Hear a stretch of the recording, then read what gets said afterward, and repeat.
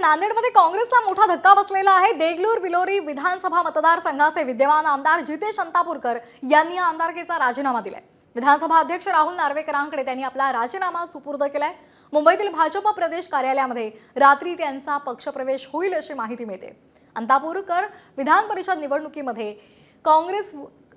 Cross voting केल्याचा आरोप आहे आणि त्यामुळे काँग्रेसकडून कारवाई स्वरूपामध्ये त्यांचं तिकीट कापलं जाण्याची भीती असल्याची सुद्धा चर्चा होती आणि त्यामुळे त्यांनी भाजपची वाट धरली का असा सवाल सुद्धा उपस्थित केला जातोय। आणि सिद्दीकी या दोघांनाही काँग्रेस पक्षातून निष्कासित करण्यात आलेला आहे।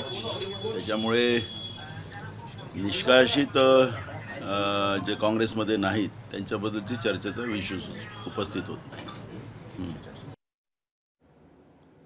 आरोग्य मंत्री तानाजी सावंत यांची आणखी एक ऑडिओ क्लिप व्हायरल झाली आहे। धाराशिव लोकसभेमध्ये राणा जगजितसिंह यांच्या पत्नी अर्चना पाटील यांच्या उमेदवारीवरून त्यांनी भाष्य केले।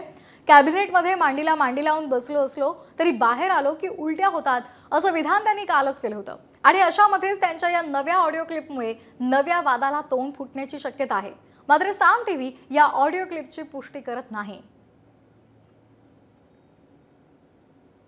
आपल्या मनाविरुद्ध तिकीट गेलं, ज्याला आपण मतदानच कधी करत नव्हतो हे दिलं, त्याच्याबद्दल मी बोललो नाही। तुमच्यापर्यंत आलो नाही की मतदान करा म्हणून सांगा, कारण आपल्यालाच पटलेलं नव्हतं। तुमच्यापर्यंत आलो नाही। तर लोकसभेवेळी नेमकी काय परिस्थिती होती? धाराशिवमध्ये अर्चना पाटील विरुद्ध ओमराजे निंबाळकर असा सामना झाला। अर्चना पाटील भाजप आमदार राणा जगजितसिंह यांच्या पत्नी आहेत। आयत्या वेळेवर अजित पवारांच्या राष्ट्रवादीतून त्यांना तिकीट दिलं गेलं। शिंदे गटाचा मतदारसंघ असल्यामुळे काहीशी नाराजी सुद्धा होती। ओमराजे यांच्याकडून अर्चना पाटलांचा विक्रमी 3,29,846 मतांनी पराभव झाला।